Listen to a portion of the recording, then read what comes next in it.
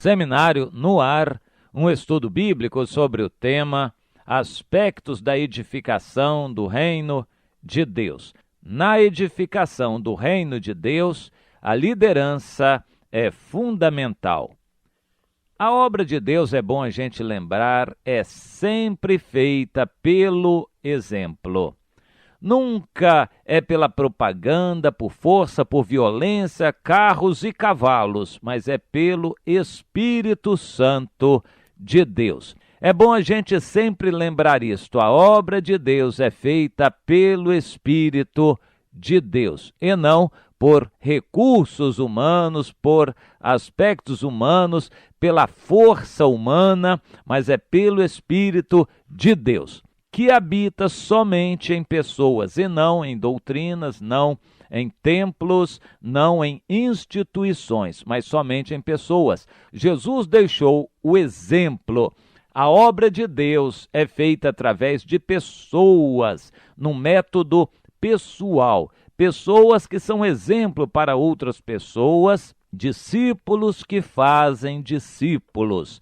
É assim que se resume a obra de Deus na propagação do cristianismo, na expansão do evangelho, na expansão do reino de Deus, na edificação da casa espiritual, na edificação da eclésia. E aqui é bom a gente diferenciar estes dois aspectos. A edificação da eclésia é uma coisa, a família de Deus, o corpo do Senhor, uma família de sacerdotes, povo de propriedade exclusiva de Deus, raça eleita, nação santa. Então tudo isso diz respeito à família de Deus, ao povo de Deus, ao corpo do qual Jesus é o cabeça. É bom a gente enfatizar, é um corpo de pessoas e não uma instituição chamada igreja. É um corpo de pessoas, não é organização, são pessoas que unidas, edificadas umas com as outras, formam o corpo do Senhor Jesus. É bom que a gente entenda isso. Jesus tem um corpo e ele é o cabeça desse corpo. Este corpo é a noiva e Jesus é o noivo, que vem para receber a noiva e assim estabelecer o casamento eterno. Mas o reino de Deus é mais do que a noiva. O reino de Deus é tudo aquilo e são todos aqueles nos quais Deus tem interesse. Mesmo aqueles que não são salvos, Deus tem interesse em que a justiça seja feita neles. Mesmo nas nações que não reconhecem a Deus, o Senhor tem interesses. Jesus morreu pelo mundo todo. A causa de Deus abrange o universo inteiro. Deus tem interesse até no inferno, em que haja ordem lá no inferno. Algumas pessoas pensam que o inferno é o reino de Satanás, onde Satanás governa. Não é, não. O inferno é um local de sofrimento, onde o próprio diabo vai ser lançado. Foi preparado por Deus para receber Satanás e seus anjos, mas para lá irão também aquelas pessoas que não querem saber de Deus aqui na terra e que rejeitam o governo e a autoridade de Deus nas suas vidas. Essas pessoas, pela sua revolta, pela sua rebeldia, pela sua independência, autossuficiência, pela sua presunção de quererem dirigir a sua vida sem Deus, essas pessoas estão engordando a rebelião de Satanás e, portanto, se fazendo identificadas com o reino das trevas, que este sim é dirigido por Satanás. Todo o reino das trevas, ou seja, todas as pessoas que fazem parte do reino das trevas, todas essas pessoas serão lançadas lá no inferno, no lago de fogo, junto com Satanás e seus anjos, segundo Apocalipse 20, versículo 15. Todo aquele que não foi achado inscrito no livro da vida será lançado lá, no fogo eterno, que arde com chama, enxofre, como diz a palavra de Deus, para todo sempre, onde serão lançados Satanás e seus anjos. Ora, o reino de Deus tem interesses no mundo, mesmo naqueles que não vão ser salvos, para que a causa da justiça se cumpra. O reino de Deus é muito mais do que somente a eclésia. Por isso, Deus nos coloca como sal do mundo e não sal para a religião.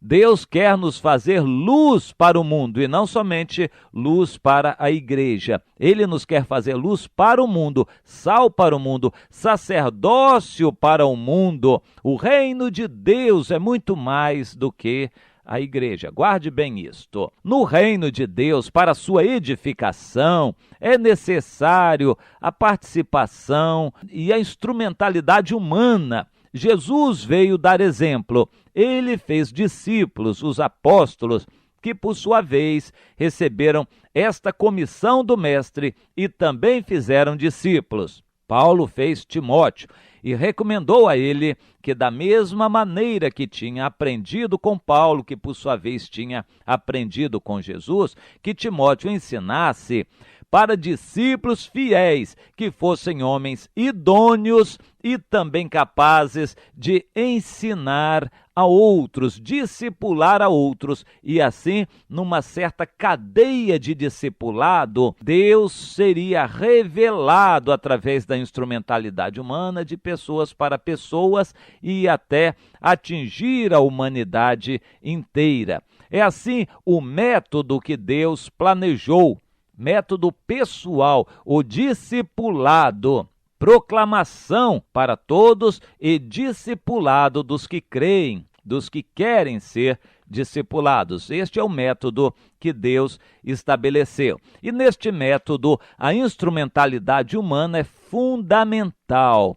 Ora, uma pessoa chamada por Deus para fazer parte do povo dele, eclésia quer dizer os chamados para fora do mundo, esta pessoa que é chamada tem o privilégio de se tornar também um discipulador, porque esta é a ordem que Jesus deu para todos os seus súditos no seu reino, para todos os que estão entrando para a família dele, como servos dele, discípulos dele. Essas pessoas serão discipuladas e ensinadas a também discipularem outras. Ou seja, você hoje vai ser liderado, discipulado para, logo a seguir, você também liderar outros, discipular outros. Você ser hoje um discípulo, para logo a seguir você também fazer discípulos, sendo um líder para os outros discípulos. A liderança é essencial, é humana. A liderança está baseada em pessoas, à semelhança dos seus discipuladores, que estão à semelhança dos apóstolos, que estão à semelhança do Senhor Jesus, que está à semelhança do Pai. Assim, a obra de Deus vai ser transmitida de pessoa para pessoa. Mas eu quero focalizar na liderança a figura de Gideão. No capítulo 7, a partir do versículo 7, no livro de Juízes, nós lemos o seguinte a respeito de Gideão. Então disse o Senhor a Gideão: com estes 300 homens que lamberam a água, eu vos livrarei, e entregarei os midianitas nas tuas mãos, pelo que a outra gente toda que se retire, cada um para o seu lugar, para o seu lugar. Lugar de quem é chamado é na obra de Deus. O resto, cada um para o seu lugar. Deus está nos chamando para sermos discípulos e não cada um crente no seu lugar. O lugar de quem é chamado é trabalhando. O lugar de cada um dos 300 é sendo discípulo. E os outros, cada um fique no seu lugar. Mas o Senhor nos chamou para sermos discípulos. Aqueles 300 seguiram a Gideão por onde quer que ele fosse. Estavam dispostos a tudo pelo seu líder, como a gente vai ver na continuação da leitura. No versículo 8, nós lemos: tomou o povo provisões nas mãos e as trombetas. Gideão enviou todos os homens de Israel, cada um à sua tenda, porém, os 300 homens reteve consigo. Estava o arraial dos midianitas abaixo dele no vale. Sucedeu que naquela mesma noite o Senhor lhe disse: levanta-te e desce contra o arraial, porque eu o entreguei nas tuas mãos. Eu acho que Gideão tremeu naquela hora. Mas o Senhor continuou: se ainda temes atacar, desce tu com teu moço pura ao arraial, e ouvirás o que dizem. Depois, fortalecidas as tuas mãos, descerás contra o arraial. Então desceu ele com seu moço até a vanguarda do arraial. Mais adiante, ele ouviu aquele sonho do midianita reconhecendo a autoridade de Gideão e reconhecendo a derrota deles. Portanto, os midianitas já estavam com medo. E então Gideão, fortalecido no Senhor, agora também pelo que ele ouviu da boca dos próprios inimigos, arregimentou os 300 que estavam com ele e deu-lhes ordens. Mais adiante, no versículo 17, ele diz: olhai para mim e fazei como eu fizer.